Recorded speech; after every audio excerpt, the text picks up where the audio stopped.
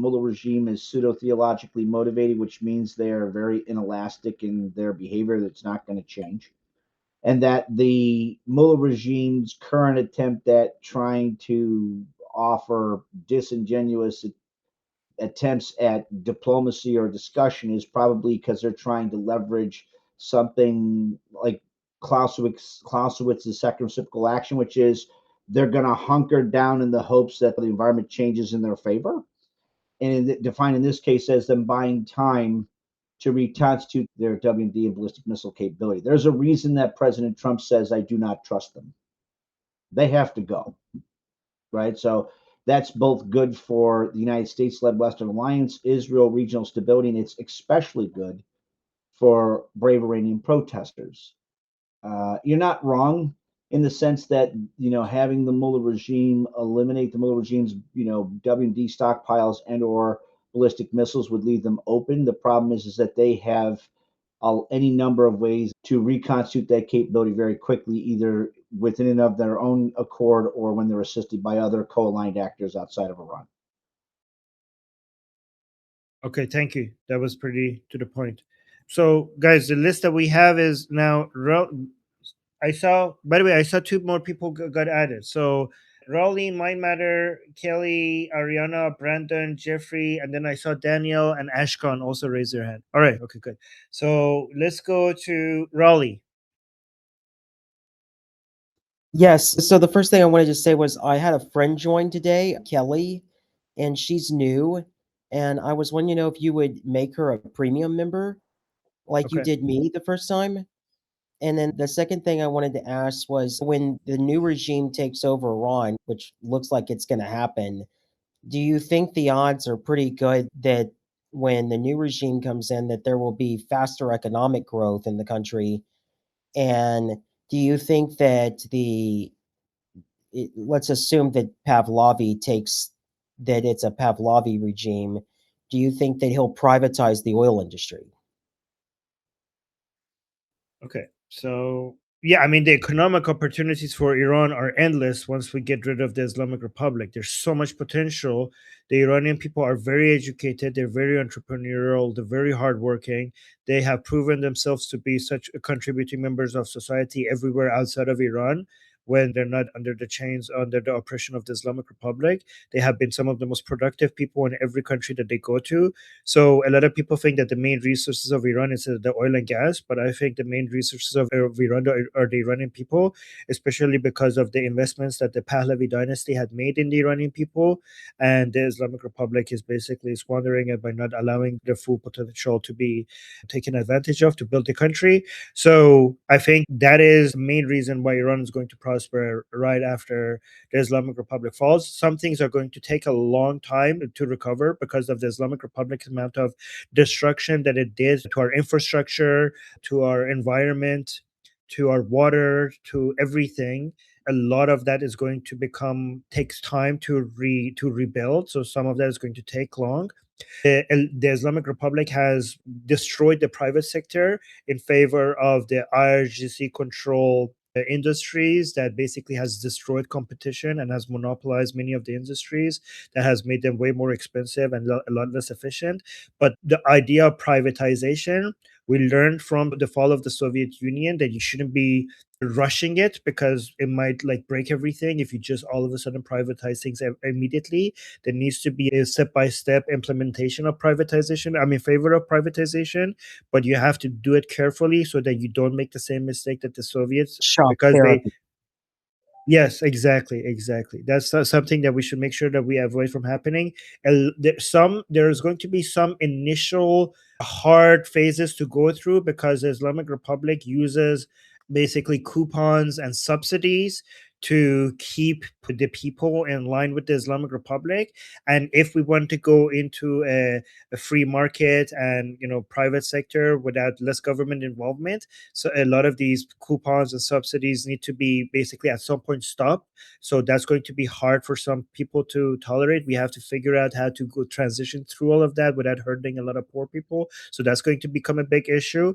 So, and it comes to the oil and gas industry, I mean, as a free market capitalist, capitalist. I'm always in favor of privatization, but I also understand that that big of a industry might take a long time for us to be able to go. Like, that is probably the last thing that we're going to be privatizing. I mean, I'm in favor of privatizing it. I don't know what the prince's policy on that is. However, I don't think the prince's policy is going to be the determining factor, because the prince wants people to be in charge of their own destiny, and he has been fighting for sovereignty to belong to the people. So I think the way we privatize these things and what we are going to privatize is going to be based on what the Iranian people vote for and who they choose as their members of parliament. It's not like Princess of Pahlavi is not going to become a tyrant where he comes and dictates to Iranian what the policies are going to be. His mission has been to give the choice to the Iranian people. So a lot of this is going to be determined based on who Iranian people vote for and what the policies that they choose are. So it's going to mostly depend on the democratic process. Does that answer your question? Yes. Thank you, Armin. Yeah, you're welcome. All right. So that was a good question. I don't know why, but go on. All right. Yeah, it's I have a potato machine here, so sorry.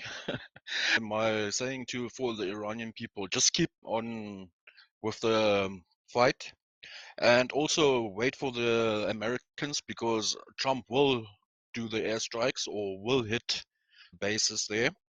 The reason why, because Americans invested already millions to get all the equipment there. And the other thing is, what I want to say, it takes time. Check when Trump hit, it took around about 7-8 months before he did something there. And to build up attack, Trump wants to be assured he hits one strike, everything is gone.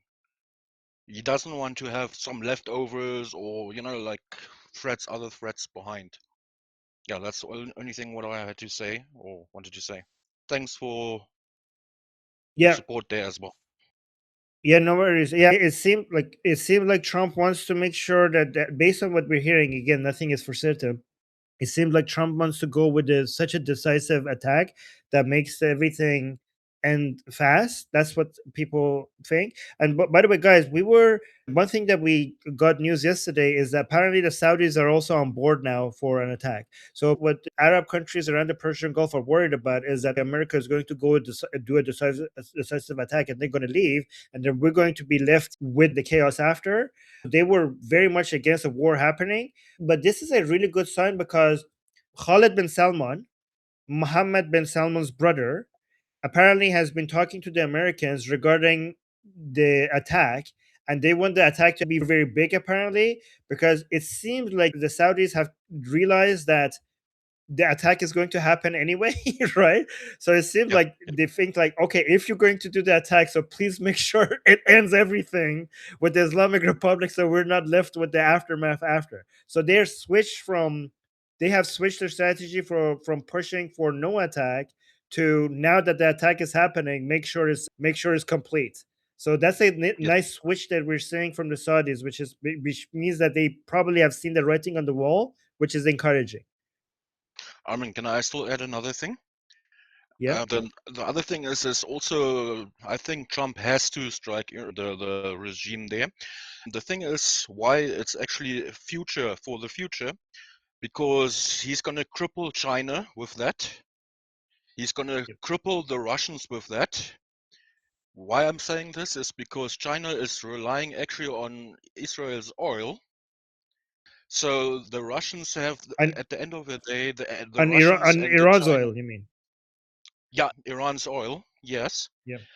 That's the Chinese, which are relying on 90% of the oil in China comes from them. So if Trump 90%, is that right? Yeah. Okay, I don't know. You can go check it on I don't the think it's exchange. 90%. It's not 90. Okay. It's not 90. It's not It's less, 90. but it's big. It's big. It's significant. It was in 2019. It was 90% roundabout. Okay, I don't know the new numbers anymore, but it's a hell of a ton of oil which comes from there to China. So if Trump's hitting or gets that oil, or the Americans, so to say, stop the oil flowing to China, Russia will not have any support from China anymore. China is done. Yeah. It would be a major leverage against China, especially given that China has major leverage over the West regarding rare earth metals. So Yes. now that America has Venezuela's oil on its side, and if it gets also Iran's oil on its side, then it will have a major leverage against the Chinese. That's for sure. Yeah.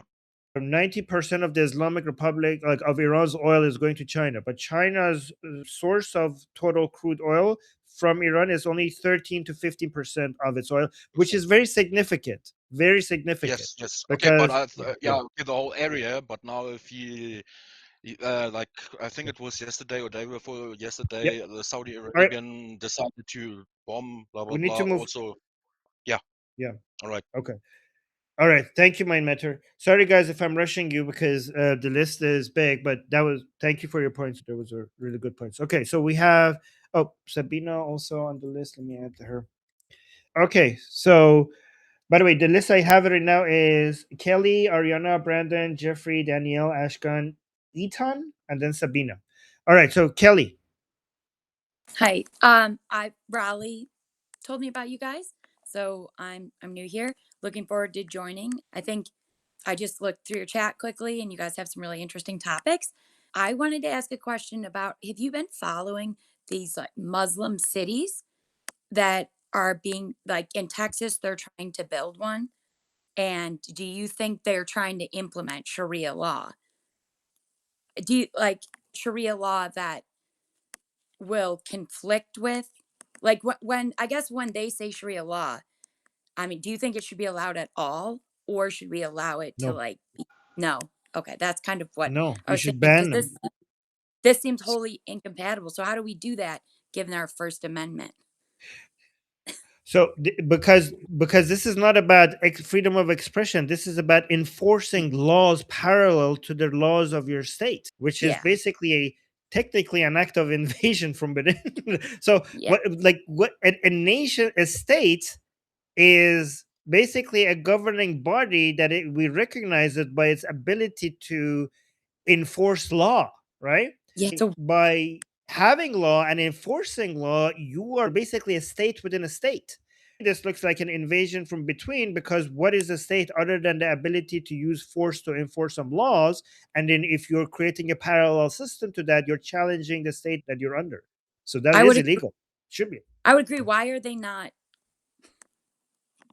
Because they're wording it as if it's freedom of expression. But instead of having courts, they have councils, right? Instead Yeah, of calling it enforcement of law, they're acting like they are basically giving advice.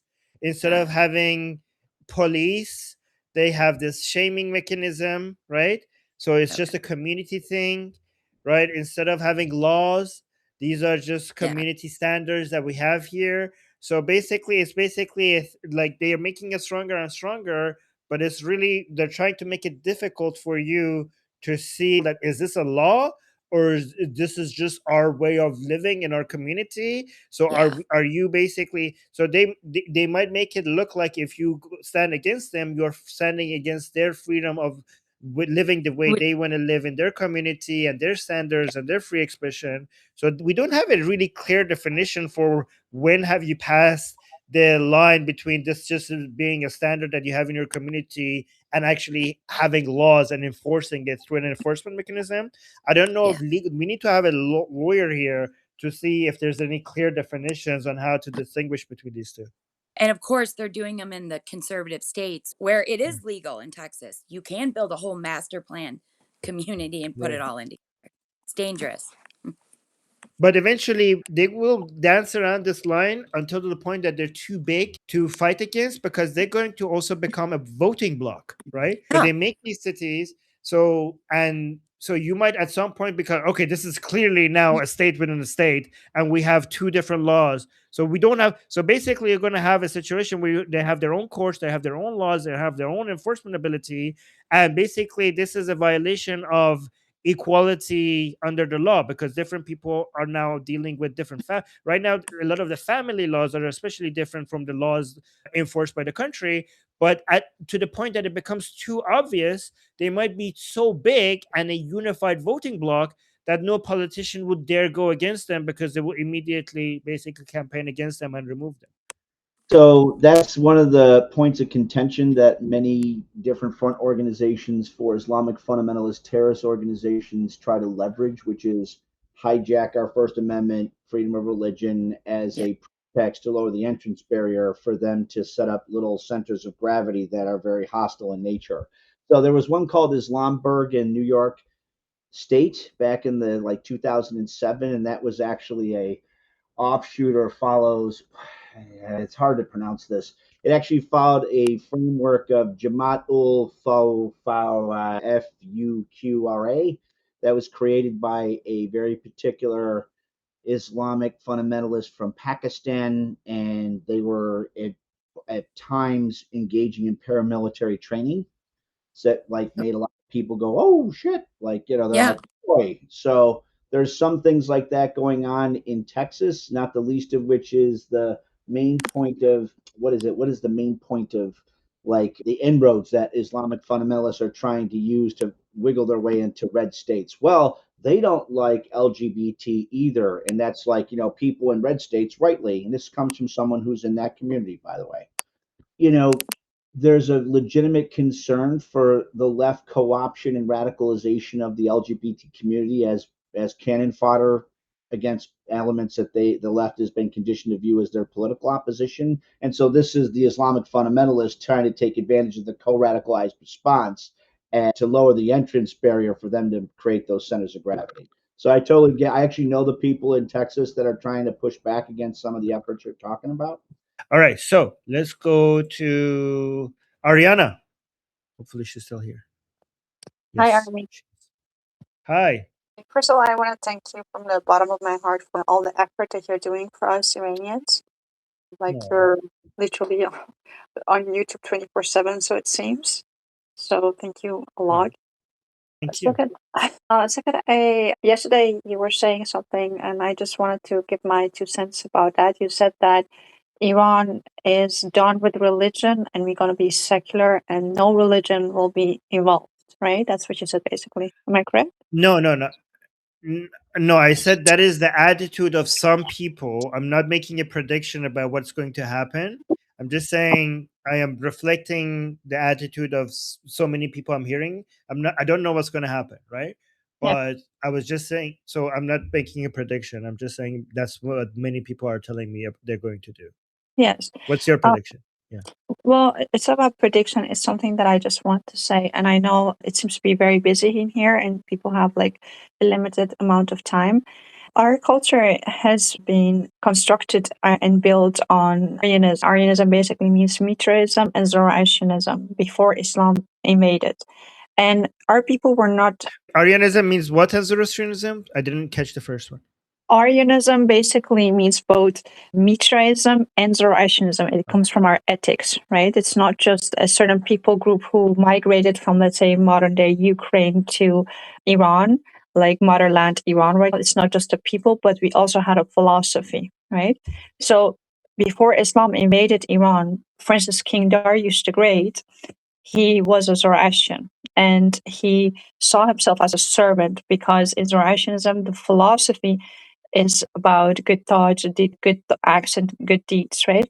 And he was the one who financed the Second Temple, even though Kurosh, Cyrus the Great, was the one who freed the Jews from Babylonian slavery. Darius was the one who actually paid for the temple. So when I say Aryan, I do not mean anything racial for that matter. I'm talking about a philosophy, either religiously Zoroastrian or they were philosophically Zoroastrian. So Zoroastrianism is all about Arsha, it's about truth, and it's about aligning yourself with goodness and your personal responsibility to be good. There is no savior who comes and saves you. There is no sin nature. There is no hell where you go to. There is a place where you go to be purified, but that place is not hell. But basically, everything comes down to progressing life and being good to everyone inclusively. Because it's not a racial philosophy, it's all about an ethical philosophy. Actually, it was the first monotheistic ethical monotheism. It makes everyone responsible for their deeds. And when you say we are Iranians because of our culture, because of our ancient culture. For instance, we are Iranian for our Yalda. And Yalda is also all about this festival of light overcoming darkness. It's also a philosophy. So all of our festivals, all of our ideas, the fact that we are overcoming Islam and reviving our culture is all about basically either Mithraism or Zoroastrianism, which are very similar.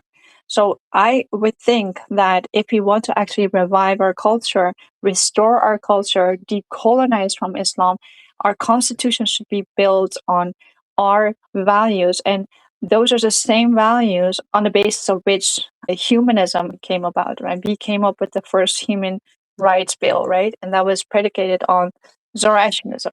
So you do not have to believe in God to be a ethical Zoroastrian or a philosophical Zoroastrian. So to think good, to speak good, to do good to others inclusively. So I do think that secularism, it's like when you study what secularism actually means, it only existed and it's only visible when after Christianity. It is something that's only possible on biblicalism because it allows it somehow. And the reason why was because so the kings, Make your point. No, yeah, no, continue. the Continue. I'm point just is saying that. when you say we're gonna be secular, then that is secular from Islam. We don't want to do anything with Islam. We don't want to become secular from Islam. We want our own culture because becoming secular from Islam means because our last constitution was based on Shia, on Islamic law. We don't want anything to do with Islam, but we want a constitution based on our values and not our secularism is basically that you have the powers of the church. How do you say All right. that in English? I get it. So I get your point. So Okay. before I respond to you, just short answer, very short answer, because I need to say something. Then let me speak. Okay. So Ariana, do you accept Princess of Pahlavi as our leader? Absolutely. Absolutely. Okay. Princess of Pahlavi is advocating for total secularism. I know. All religion out of politics, not just Islam, just religion as a whole. I know. So yeah, okay. So that's one point. Two, I think when it comes to Zoroastrianism, we have to separate the cultural aspects from Yes. the religious aspects. Yes. I completely agree with valuing the values and the culture and our ancient history from it and Good. everything that basically we inherited from a philosophy perspective of it, but not the religious aspect of it, right? Well, that will Yes. naturally happen without us having to, that we could be completely secular, okay, while still benefiting from the values of our ancient culture. You don't need to say we need to be secular only against Islam. We could be completely secular, but the values that comes from our ancient culture is so deep rooted in our people and in our history and in our minds that it will affect our decision making process when it comes to our laws naturally without us having to say Zoroastrianism as a religion needs to have a say in politics. It will naturally, from the bottom up, have its influence. Do you understand what I'm saying? Exactly, but only when you say, I'm not invoking religion, I'm saying our Zoroastrian philosophy, because I know religion is something you have to choose for. That is not something you can put into your constitution. But what I'm saying is, instead of saying secular, and I don't agree with Princess of Pahlavi or King Reza Pahlavi, I love him in both ways. I don't agree with him because prior to this, he called himself Muslim as well. And now he's not saying that anymore. So that part of him, that's not my thing, right? That is his thing. When you say a civilizational Iran instead of a secular Right. Iran, I have more with that. But that isn't maybe a discussion not for now because I feel like you want to. Yeah, We can I know. discuss it later. Yeah, sure, Yeah, sure. yeah, that's okay. Let me just make my last points regarding this. I agree more with Princess of Pahlavi because secularism, once you open the door, then the door will become wide open. And we want to basically allow no religion in politics, even if you like some of them, because it's really hard to basically be selective. Once you open that door, then that door is wide open, Yeah. and we don't want to allow any religion. Let's have this conversation later because I'm really After.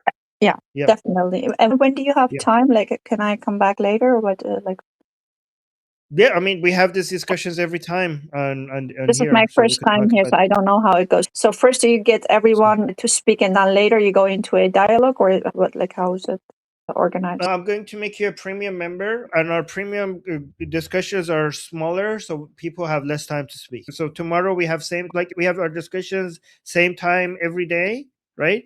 And our premium calls are smaller. Okay. So, but let me go through my points regarding these guys. One thing that I agree with Princess Pahlavi on is that even though I am very, very, very anti-Islamic, I'm not anti-Muslim. Okay, Reza Shah was a Muslim, and he built Iran unlike no one else. Right? Iran needs to work for all of its citizens, including the Muslims. So even though I am very aggressively anti-Islam, I want in Iran to be a good place for all Iranian citizens, including the Muslim citizens. Right?